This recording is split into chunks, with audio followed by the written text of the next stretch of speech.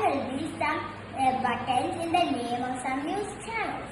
If you press the button of a particular channel, you'll get the news of that channel. So, we have to first put when button 1, click do, call text speech 1, speak message, breaking news. After that, we have to put open another screen name that you will get from control. This is our first screen, and if you press this red button like this, there will be a voice saying breaking news. And it will go to another screen. So this is our app and it is screen 1. If we press this red button, there will be a voice named breaking news and it went to another screen.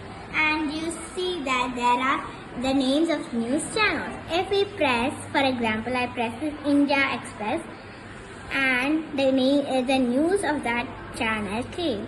See? Now I came to press Hindu Express and the news of Hindu Express came. I have made this app in MIT App Inventor and thanks to Evolve Robotics who taught me how to do it. Thank you.